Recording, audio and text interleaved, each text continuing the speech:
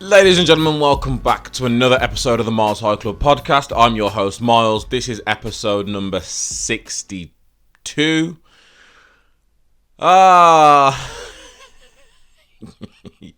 You just have to laugh. I had topics all written down. It was just going to be another podcast. And then yesterday, the day before, who knows when, it came out that allegedly government officials held a Christmas party last year during lockdown.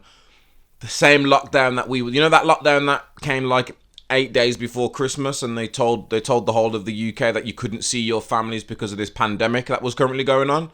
That super serious one where they've rushed to make vaccines and forced everyone to wear masks, told everyone to work at home, told everyone to stay at least 6 feet or 2 meters apart from each other. That same pandemic, those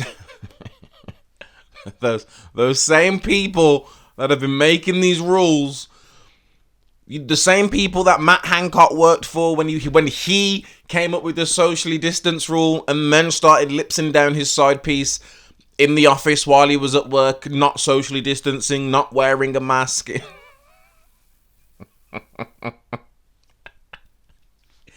You gotta laugh. If you don't laugh, you have to riot. They are the only two options we have. At this point, they're the only two options you have. You either laugh or you riot. I'm not comfortable with rioting by myself, so I'm gonna sit here in my summer house and just laugh because it's, you know what? Let me just, I'm gonna play this video, or I'm gonna play a video, and then when I'm editing this, I need to download the video first, but when I edit this, I'm gonna put the video in. So viewers, if you're watching this on YouTube, hello, you guys are going to see it appear one of these sides, probably this side. If you're listening to this on Apple, Spotify, Deezer, Google Play, Stitcher, whatever you listen to your podcasts on, also if you didn't know, you can find me on there. You can find me on majority of DSPs. You guys just listen up, and I hope there's not too much interference from my phone. I've just seen reports on Twitter that there was a Downing Street Christmas party on Friday night. Do you recognise those reports? I went home. Hold on.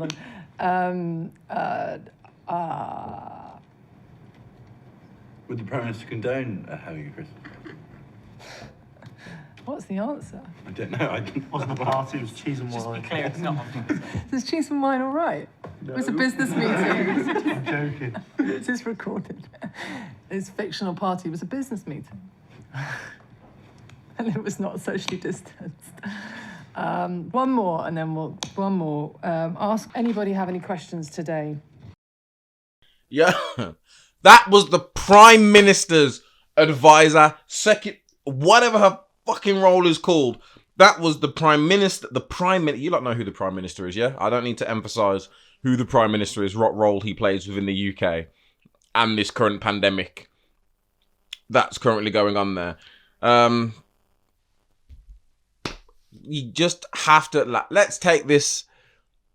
So the first video, that's the second video. I'm going to talk about the second video. The first video that I saw anyway, I don't know which one came out first, but the first video I saw looks like it's footage from the actual Christmas party. Like there was a guy stood up on stage, there's a bunch of people stood on the floor listening to him talk. He's talking about how we're all socially distanced and everybody starts laughing. And then this video comes out of a woman. You know, she's so fucking stupid. So this guy, the reporter says, I seen reports of a party on Twitter. Do you have anything to say about this? Her very first response was, I went home. She doesn't care. No one in the government cares about us. They are literally laughing to our face. Jeez, when you see, for those that can't hear this video, she's stood on stage with Union Jack flags behind her. She's got a whole big stand in front of her. There's an audience. Well, there's at least chairs set up for an audience with, I think, like 1 or 2 people sat in there. There's cameras and mics and media. The very first thing, it doesn't matter who you are, whether you are trained or not, the very first thing you should see when you're in that environment, or the very first thing you should think when you're in that environment is, I'm being recorded. There are cameras, there are microphones, I'm being recorded. That's the first thing. And then she's like, hold on. Trying to think. I don't know what lie she was trying to think of. It clearly didn't work. So then the news reporter, he does her a favor. If that was me, I'd have left her sat there with that, she probably would have started talking about Peppa Pig as well.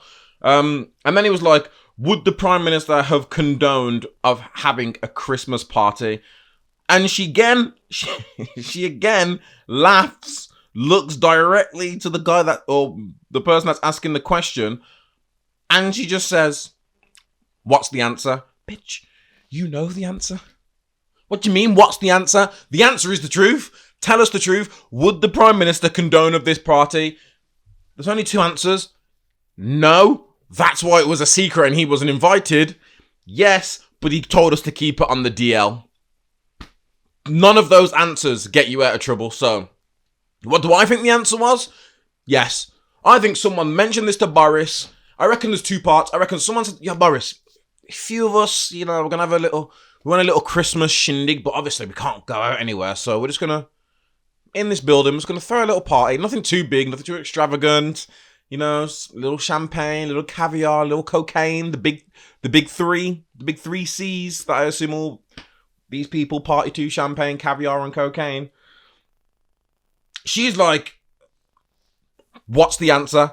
Starts giggling, and then after asking what's the answer, tries to play it off by saying it's only wine and cheese. These are the people in charge of running this country. Literally says, what's the answer?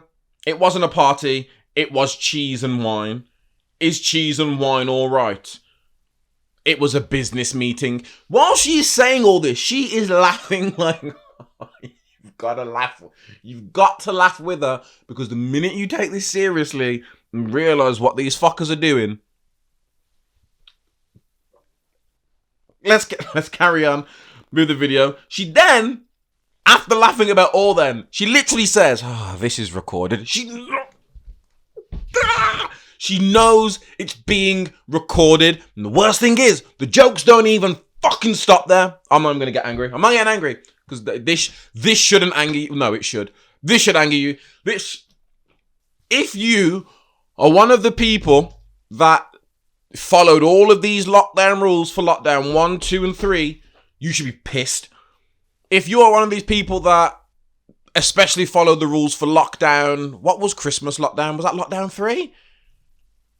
Or whatever they did that bullshit tier. Like, if you were told by the government, no mixing of households, do not see your family on Christmas Day, and you listened to them, you should be furious.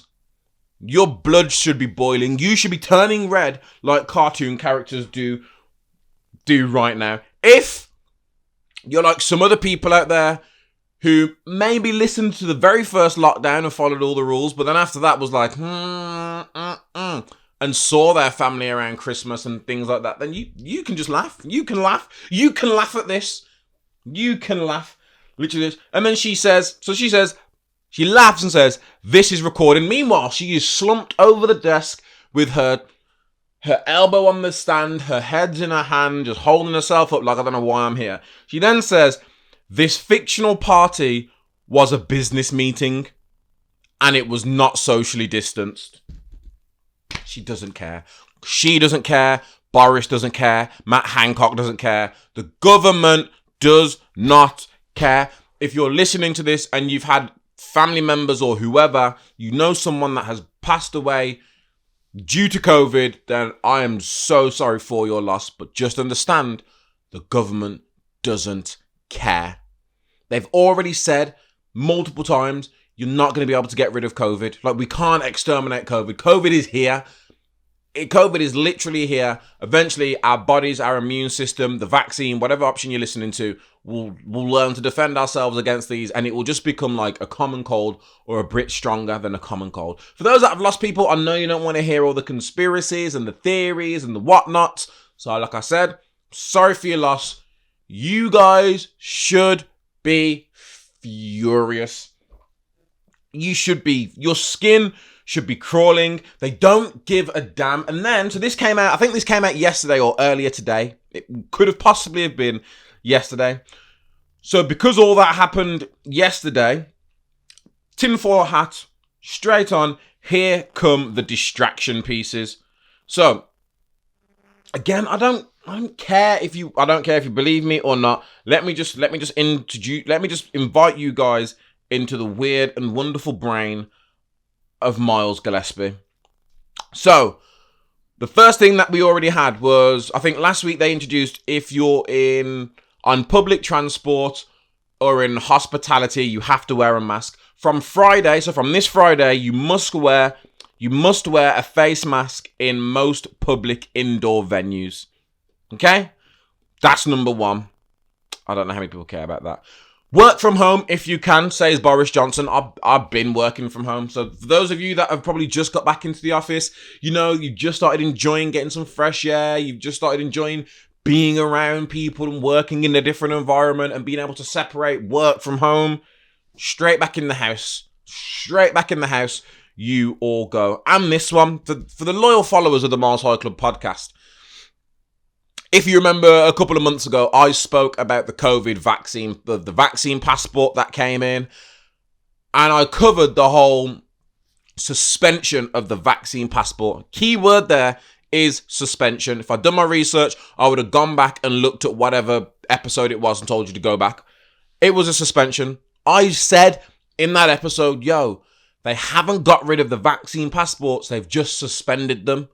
I didn't say they would bring it back. I just said all this means is they can bring it back in the future. They suspended it. They basically got a bad rap for it. They suspended it. I personally think they suspended it and was just like, you know what, let's hope something fucked happens and then we can push these back out and more people will start to fall in line. Whatever this new fucking variant's called, that could have done it, but it didn't do it. This Christmas party, and the fact that it's come out, it made Boris Johnson. Boris Johnson is still talking, or he's either still talking or he's just finished talking, who knows, but he started talking at 6:00.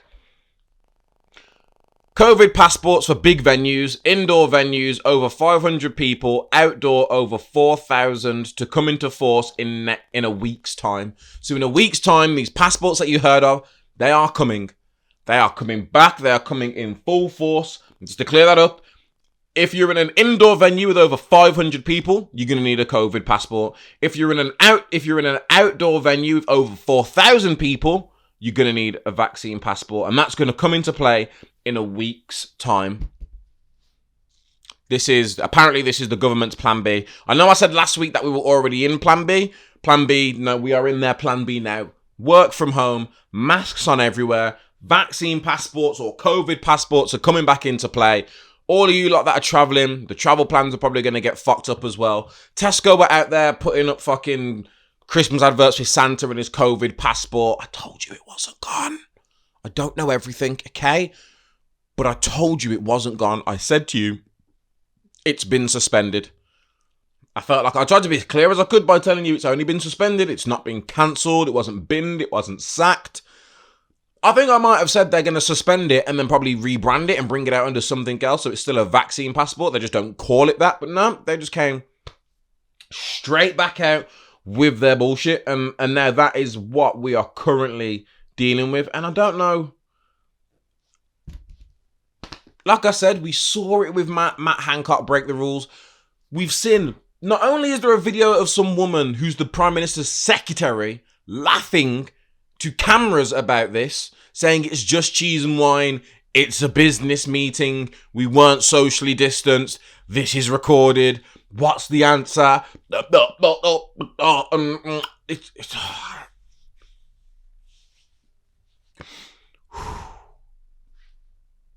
don't care. They do not care. At this point, in the UK anyway, this is season 4 of COVID. Okay? This is season 4 of a show that has jumped the shark a fucking long time ago. This shit should have got one series. It was meant to be one series. It was meant to be a limited 3-part series that has somehow been rolled out into a fucking 4-part series now. We are now on season 4 and we're now getting flashbacks from what happened in season 3. So the end of episode season 3, someone organised a Christmas party. Season 4 was kicked off with that Christmas party, and this is all life is to us. This is all life. There is a higher being or higher beings somewhere. Maybe they're walking among us. Maybe they're watching us from outside the Earth's atmosphere. That's the only explanation I have for what is going on. This is what's happening.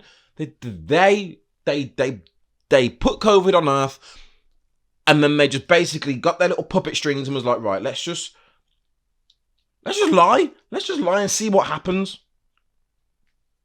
It's the only answer. If you have a better answer than that, then please let me know. But that surely is the only answer.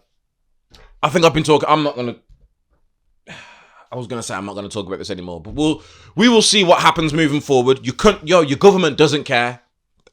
They don't care. Oh my God, they do not care. And I'm going to touch wood and hope it doesn't happen. But let me tell you this now. Even if it does happen, I'm not paying attention. There may be a lockdown for Christmas.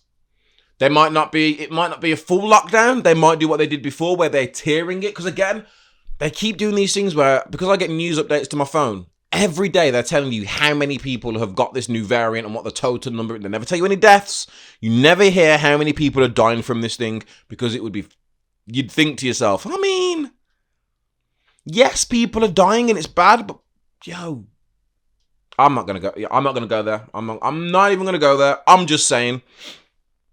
Again, I'm not saying COVID's fake. I know COVID is a real man-made virus, and that's exactly where I'll leave this. But what a fucking shit show! It is laughable at this point in time. It is laughable. Again, this is something else. This is for other people. So there are 900 employees in America and India, I believe, who again should be in the mood to either laugh or riot. So some of you might have seen this story earlier this week. A CEO fires 900 employees over a Zoom call. And I watched it, and he says verbatim, well, not verbatim, but he basically says, let me break it down for you so I don't want to read what he says. He's like, the call starts, or the video starts on the call, and he's like, the market's changing, guys, and in order for us to survive, we have to adapt and change with it. I hate making these types of phone calls. I've had to do this before, and it was the hardest thing to do ever. And then, it's like someone pulls a gun out and puts it in your mouth. Imagine being on the call. You're on the call. There's 900 odd people on this call. To me, the last thing I'm thinking is, shit, we all about to lose our job. There's 900 people. I might just be thinking it's an end of year call. Now he's talking about we've got to change to make the market change. I'm like, okay. And then he's like, I shouldn't laugh. I want to find the words he says exactly, but he says, if you are on this call, your employment is terminated, effective immediately. Just take that in. You're on a Zoom call, you get invited to a Zoom call, no idea what's going on. CEO jumps on, it's the CEO, you're thinking, fucking hell. He's there telling you the market's changing. And then as calm as anything, he just says, if you're on this call, your employment is terminated, effective immediately. That basically means you're fired from now. Like, as of this point moving forward, you're no longer an employee. There are a few saving graces that I won't skip over. He does assure them that they'll get a full month's benefit or a full month's pay, and certain people, depending on what they fall under, will get an additional 2 months. So I think everyone or most people are going to get 3 months of benefits, which I think is like 3 months of pay and all the little perks that you would have got with it. Ooh. Now, I've seen a lot of things about people getting fired. Like, the conversations have been wild about people getting fired over Zoom.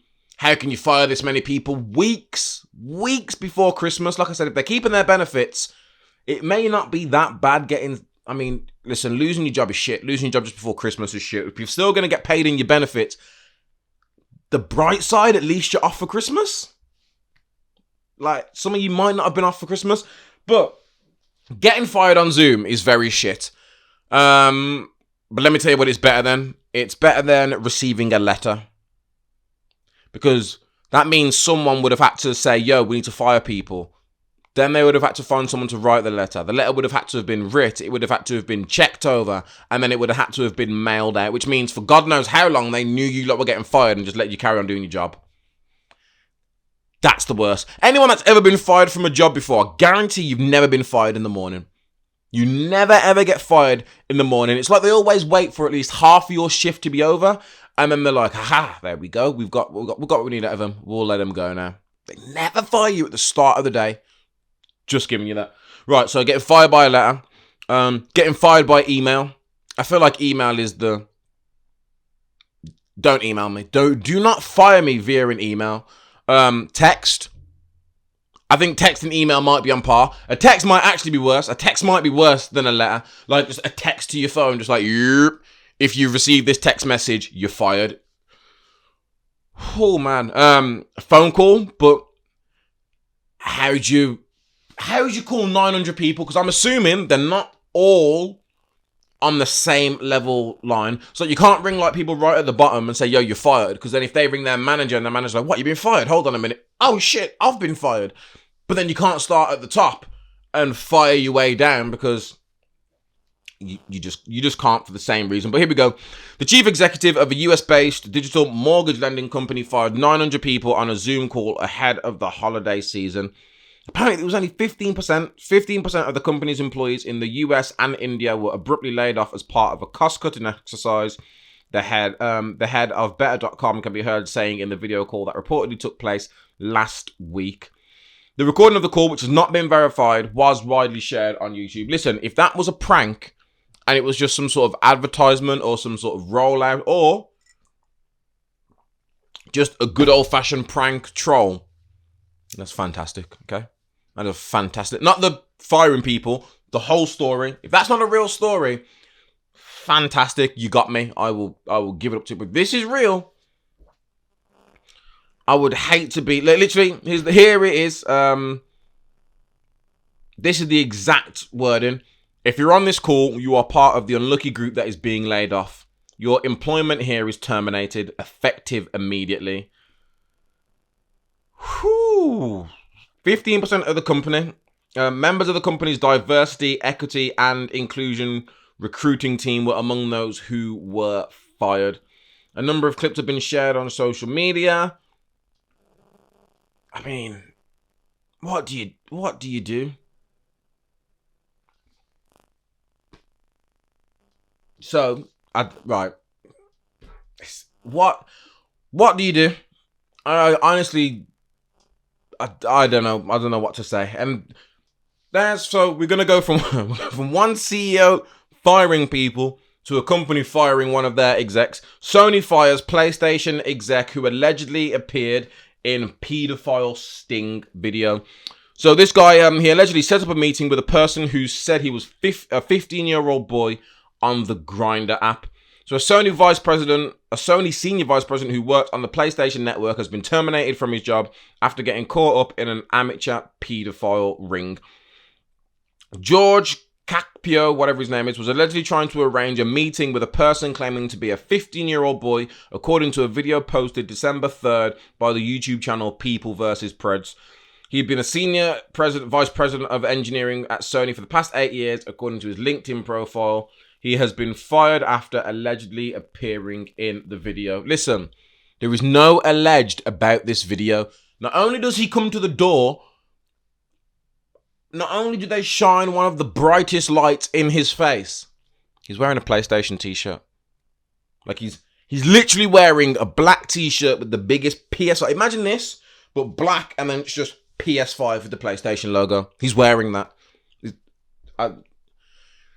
If you didn't have that t-shirt, there might have been a way to sort of get around it, but no, you can see his face and you put it next to his LinkedIn profile. It's the same guy. And you know what? These amateur pedophile YouTubers, they be getting they get people good. They get people so good. I imagine what happens is there's Grindr, all these apps obviously where pedophiles love to fucking go searching for people. There's just a bunch of amateur people and they'll just pose as underage boys. I don't know if there's some sort of law against that. And has there ever been a situation where someone's pretending to be a 15-year-old boy and like someone else is pretending to be a 15-year-old boy, but then they both suspect that they're lying about being 15, so they try and organise a hookup, and now you got two different paedophile groups like going at each other. But listen, I'm not going to stop their work. As of today, I haven't seen any negativity come from these amateur paedophile YouTubers. Like, I haven't seen them accuse the wrong person. They get their facts, and every single time, the people react the same way every single time. They pull up to a spot, you can see them looking around on their phone. These people run up on them and like, yo, you here to meet a 15-year-old boy? And then it's head down, walk off. Because they've got nothing to say. I've watched them follow people into cars, follow people back to their houses. They ring the police. And they're like, yo, we've got this paedophile here. He tried to meet a 15-year-old boy. And it's... people in this world are sick. Sick, sick, sick. But luckily, you've got these groups. There's groups around like this. It's George PSN Senior versus Engineer. So he didn't immediately respond to requests for comments submitted through his LinkedIn account. In a video, a cameraman is seen walking down the street at night toward a house. A person who appears to be whatever this boy's name is, wearing a PS5 shirt, is standing outside the house. The cameraman then speaks to him, referring to him as Jeff. As the cameraman asks more questions, he walks back into the house and closes the door while refusing to answer. The cameraman proceeds to start yelling that he will call the police. It's... just dashed my phone on the floor. Yo, the people out here are fucking... these are the people that are living in our world right now. 65-year-old men trying to meet up with 15-year-old boys. It's fucking... it's sick. It's sick. Let's move off the sickness onto... It's a funny, dumb story. It's one of those stories that it's funny because it's dumb. It's just funny because it's dumb. What's the headline, I hear you ask? Italian man tries to dodge COVID vaccine wearing a fake arm. So I'm going to say that one more time for anyone that might have been a bit busy during that point. An Italian man tries to dodge a COVID vaccine by wearing a fake arm. It's got here. So a 50-year-old sat down and lifted his sleeve up of his shirt as he prepared for the health worker to administer the jab. Initially, the health worker did not notice anything odd as the silicone looked similar to skin, but after taking a closer look and touching the arm, the medic asked the man to take off his shirt. His plan foiled. The man, who has not been named, then tried to persuade the health worker to turn a blind eye. I felt offended as a professional, Felipe said. The colour of the arm made me suspicious, so I asked the man to uncover the rest of his arm. It was well made, but it wasn't the same colour. The man said to her, "Would you have imagined that I'd have such a physique?" At first I thought I made a mistake, that it was the patient with an artificial arm. It was clear he was wearing a whole fake arm or some kind of silicone layer over his skin. People will do anything and everything to avoid getting this vaccine, but just to get that little stamp on there, whatever they have, medical cards or whatever, just to say they've had it. I've got friends that have had conversations and they're talking about going abroad and they're like, yeah, I just need to find someone. No, let me say this. I've said it before and I'll say it again. I'm not anti-vax. I'm also not vaccinated. If you want to get vaccinated or you don't want to get vaccinated, that is your personal choice. Me personally, it's not worth the risk. It's not worth the risk. Isn't as big. Like the reward isn't as big as the risk. What's the reward? You get a COVID vaccine, you get the vaccine passport, or you get a little tick next to your name in a database, and you can carry on traveling the world and doing what you want and move around freely. Versus however much the fines are going to be and the jail time that you may face from trying to pull all this shit off. And what makes it even worse is you might be going through all this hassle and all this risk just for a new variant to drop and shit to get shut down again, regardless if you're vaccinated. As we have seen with the Megatron variant, double vaccinated people are facing the same scrutiny as non-vaccinated people and single jab vaccinated people with this variant, which is, I don't care if you're vaccinated, if you're double vaccinated, if you're doubled with a booster, or if you've got nothing in you at all. It's a no-go. It's a no-go. You can't come here. You can't go there. You can't do this. You can't do that. It's the world. It's the world we're currently living in. It's the world we are currently living in. So listen, Mr. Italian man, fair play, I think, for trying. I mean, you tried, you failed. Fingers crossed you don't find any jail time for it. If I was him, I wouldn't have said, turn a blind eye. I'd have just ran out the building. I would have just ran out the building. I'm assuming he's probably already given all of his details and all that, so they've got his name. I'm running out of the building, burning all evidence, and then when the police come for me, I'll be like, nope, doesn't sound familiar. Maybe someone stole my identity and tried to do it that way, but that wasn't me. And I'll just deny it. It's as simple as that. It's as simple as that. What else have we got to cover off today? So the school shooter I spoke about last week, the parents have been charged with involuntary manslaughter. So the prosecutors have filed involuntary manslaughter charges against James and Jennifer Crumbley after their 15-year-old son killed 4 students and wounded 7 others at a Michigan high school last week, Tuesday. A few things came out about this. The prosecutors says that. So they were charged on Friday. The prosecutor says they gave their son access to a gun and didn't intervene despite problems at school that day. The prosecutor filed for the manslaughter charges against the parents. Then move on to the next story. After they then got charged, they went missing.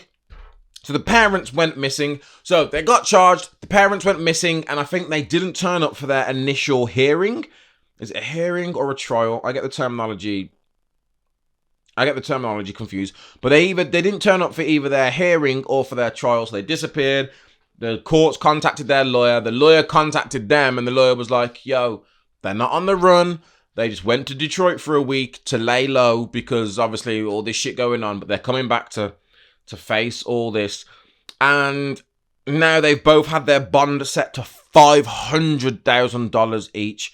So that's $1 million. So they both pleaded not guilty on the 4 charges of involuntary manslaughter.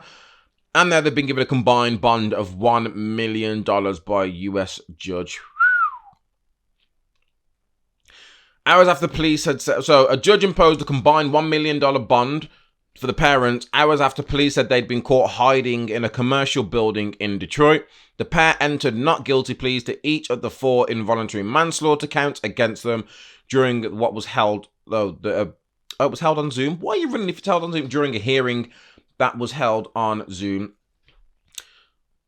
He said the couple were aided in getting into the building and that the person who helped them may also face charges. Oh, Ross.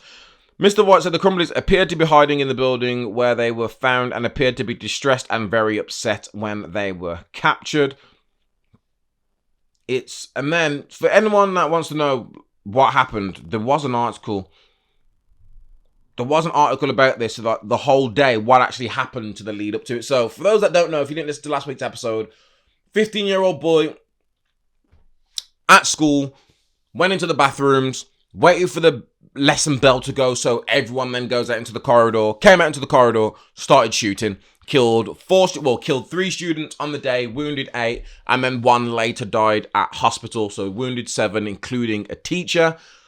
I spoke about how there were kids that barricaded themselves into the classroom and they recorded the conversation between the teacher and him outside when he was pretending to be police. I checked back what I said. I said last week I don't know how I feel about people recording in those situations. In a situation like that, yes, you are fearing for your life, but 2, it also gets some very good information. For example, him pretending to be the police. It's already premeditated because he brought the gun into school. So we know that it was a premeditated attack, like he brought the gun into school. But the school district has released details of key events that led up to the shooting.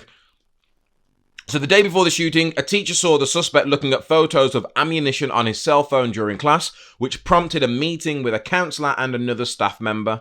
During that discussion, the student told them that he and his mother had recently gone to a shooting range and that shooting sports are a family hobby.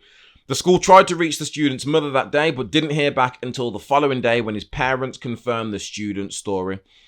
After school officials reached out to Jennifer Crumbley regarding her son searching the web for ammunition, she texted her son. So the mom texted her son, "Lol, I'm not mad at you. You have to learn to not get caught." You think she'd say, "Yo, don't be looking at ammunition full stop. Especially on your cell phone when you're at school, you will have people worried. Why were you looking at ammunition? None of this came out. It was literally just, lol, I'm not mad at you. You have to learn not to get caught.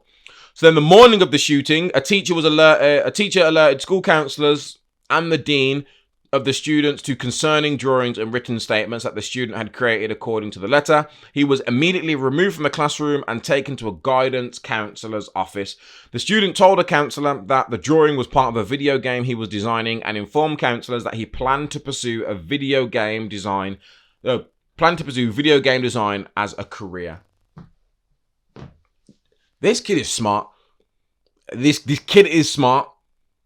Following that discussion, the student stayed in the office for an hour and a half as the school staff called his parents and waited for them to arrive at the school. While waiting,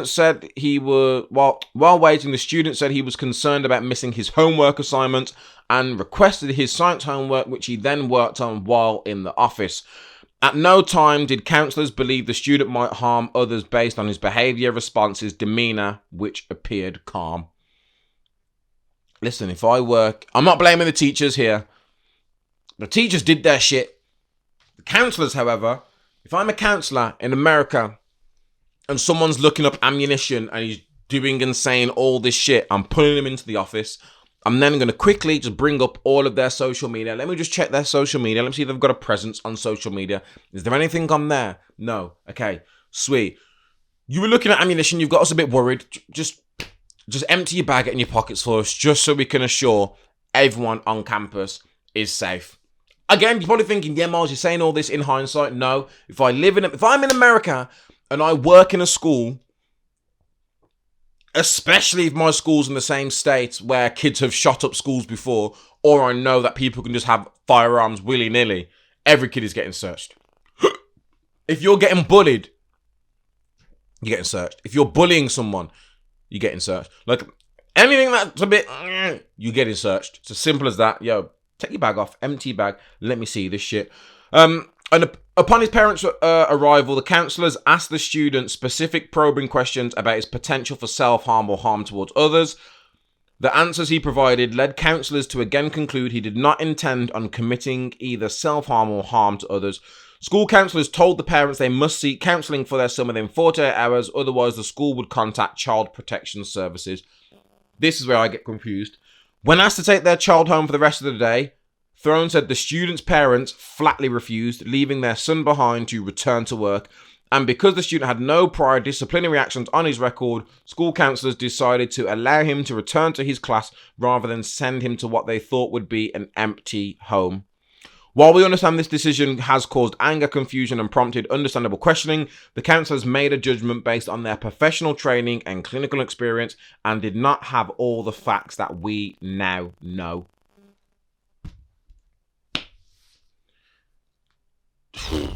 Listen, there's so much to talk about here, because if my mum got called into school, my mum's not pulling me out of school. I can tell you that now. I used to be ill, snotty nose and everything in the mornings. My mum was like, go to school. If it gets bad, ring me and I'll come pick you up. Because she knew I was not going to ring her to come drive from Birmingham, which back then I thought was like the town centre. I thought that was like an hour away from my school. It's like a 30-40 minute drive.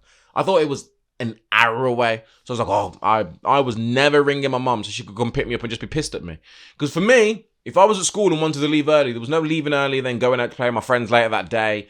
There's no sitting on my PlayStation. There's no, you're ill, get in bed, go to sleep, sleep it off, come downstairs, eat this food, then go back to your bed.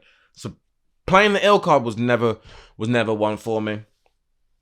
These parents, however, and again, if these parents didn't know anything about their son, they're just like, yo, he's looking at ammunition. I've already texted him saying, lol, don't get caught. I don't think anything serious of it. You're asking me to take him home. The counsellors have said everything's completely fine.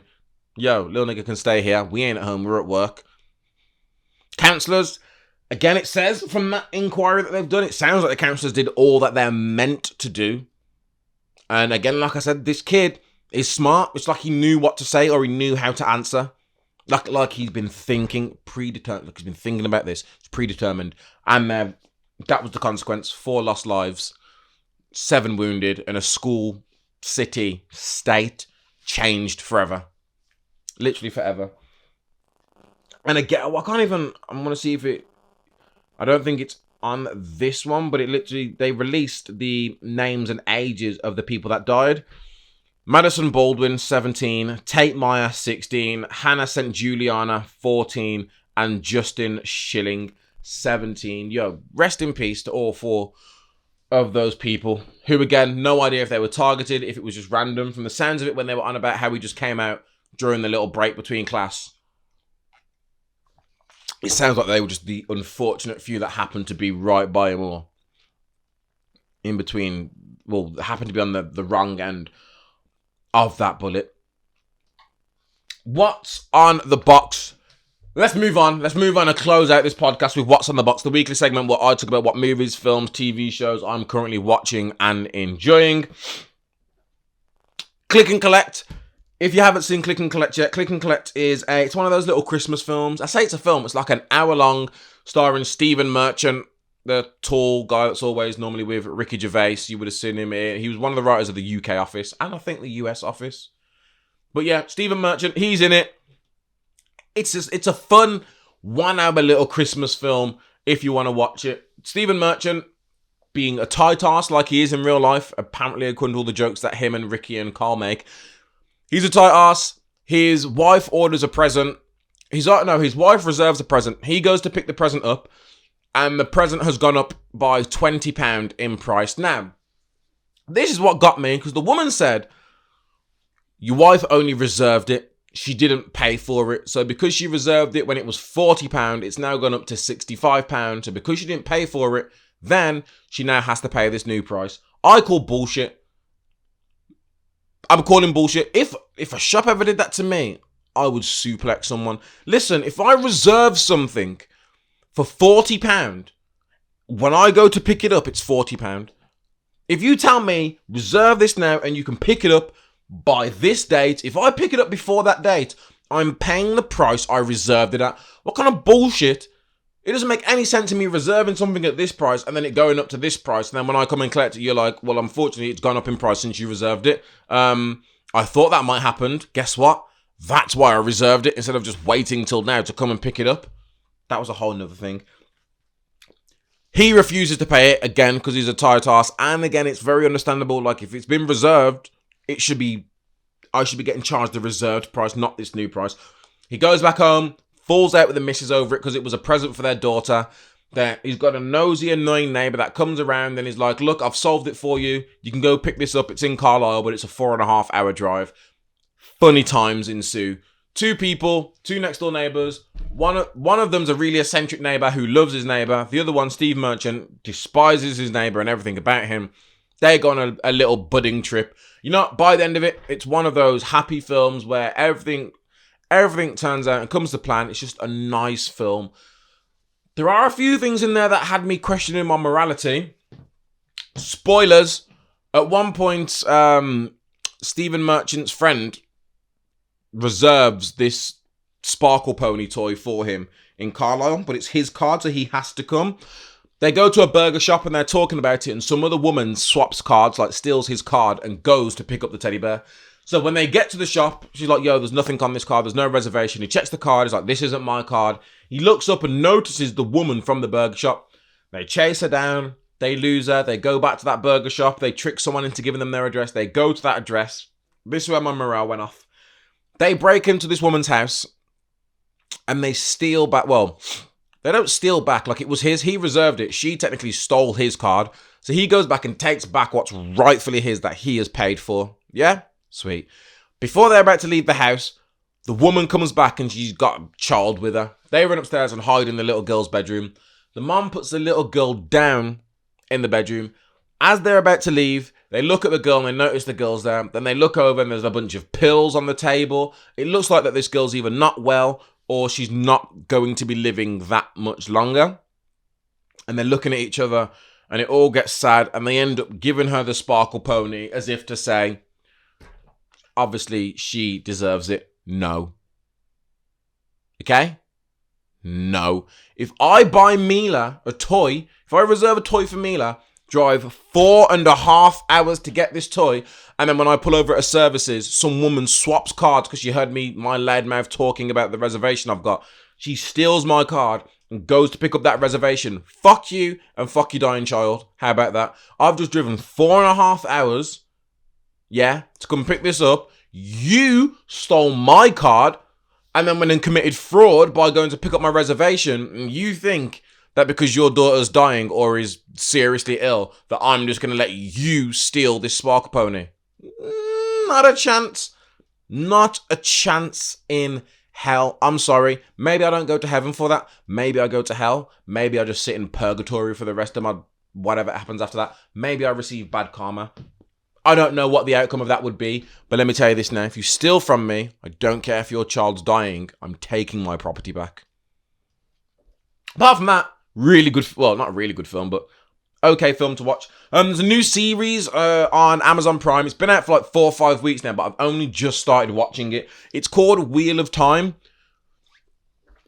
I was just about to try and freestyle off the top of my head and explain to you guys what it's about, but I don't know how accurate that explanation would be. So, set in an epic fantasy world, the Wheel of Time follows Moraine, a member of an incredibly powerful all-female organization called the Asadi, as she arrives in a small town of Two Rivers.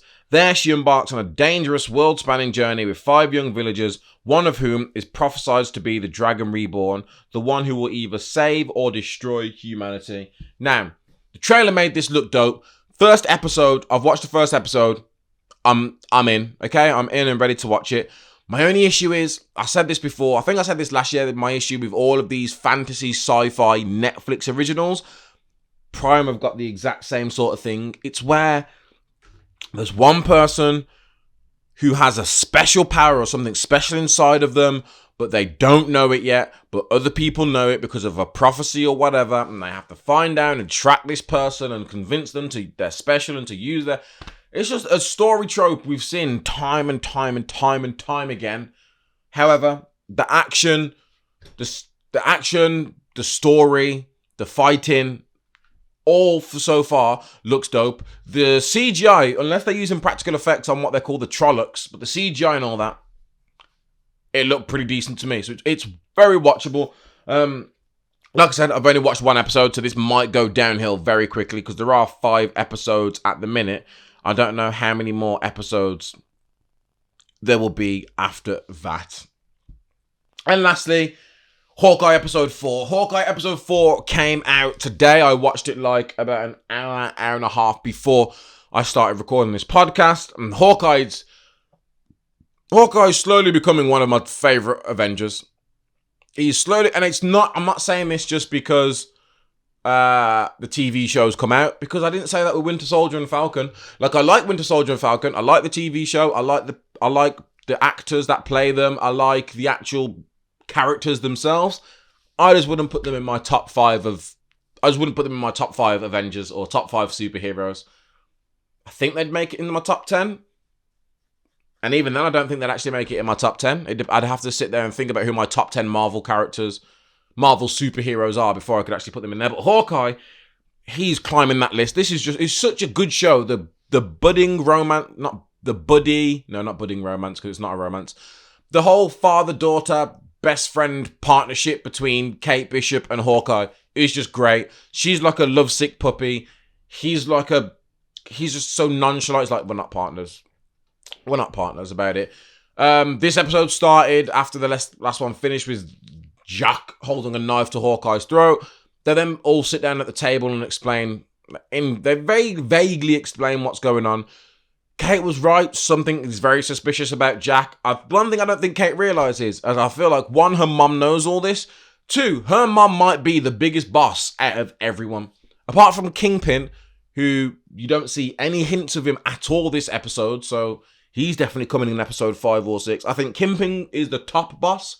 Right under him, I think, is Kate's mom, Eleanor, and then everyone else is going to fall down underneath Eleanor. But the biggest takeaway from this, Hawkeye gets Laura to find out if the watch was destroyed or if it was stolen. Turns out the watch has been stolen when it was sold at the black market auction. She said it's pinging from this flat. Kate and Hawkeye go stake out the flat. Kate goes in there. She sees these, what she calls strobe lights on the walls, shoots the walls out. She then realizes that She finds the watch. She then realizes someone's been taking notes about Clint Barton and his family. Clint then realizes, yo, that was a silent alarm. You're in Echo's house. Get out there. Too late. Echo starts beating up Kate. Meanwhile, Clint is getting jumped by someone on the roof. Now, I thought, Tracksuit Mafia's got him. They're dealing with him while Echo goes into her house to find out what's going on there. Wrong. It was some sort of assassin. As the fight then goes on, it's literally a three-way fight. It's Hawkeye and Kate versus Echo versus mystery ninja assassin person. Fight goes on. Kate puts one arrow in Echo's shoulder, then pulls up another one, and Echo's like, fuck this, rips it out of her shoulder, and then runs off. She flees. She's like, I'm not dealing with any of this. Hawkeye then fights the assassin, pulls off the assassin's mask, and at first I didn't think they were going to show us, because you don't see her face. It's so quick you don't see her face. You just see the back of her blonde hair, and it's plaited, and then she turns around and looks at Kate, and it is Yelena. Just like all the internet geeks were saying on all their reviews of episode 3 of this new trailer, and the new trailer drop saying it's Yelena. It's Yelena. It's Natasha Romanoff's sister. Again, at the end of Black Widow, she gets picked up by, is it Vanessa de la Fontaine?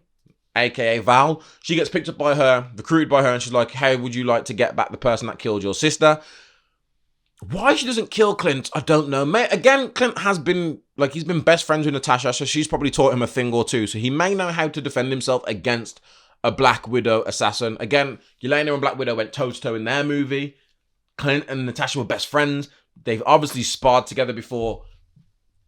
Clint can hold his own. Why she doesn't finish the job? Like, something happens where her mask comes off, Kate's got a bow pulled. I don't know what the term is for when you've got your bow pulled, cocked, whatever. But she's got it ready. Yelena looks at her, says no, pulls something off her belt, jumps off the roof. Barton then looks at Kate and is like, yo, we ain't partners anymore. Someone's hired a Black Widow assassin. Shit just got real. Shit just got very real, very quick. They split, and 2 more episodes left. Why is it the best ones only get 6? Loki only got 6, and Hawkeye got 6. And I feel like I need more episodes from Hawkeye. I don't just want 6 episodes. I need more. We'll see if we get it. But, ladies and gentlemen, that brings me to a close on today's episode. If you've made it this far, thank you very much. Don't forget to like, share, and subscribe. Drop a comment in there. Let me know what you think of all of this. And remember, don't riot. No, not even don't riot. You have 2 options. You can join me and just laugh at the state of this all, or riot. It's the only 2 things that we can do right now. Laugh or riot. As soon as Christmas is done, I will join the rioting with you all. But until then, I just have to sit here and laugh at it all. You lot, stay safe out there. I've been Miles. This has been the Miles High Club podcast. You've been listening. Peace.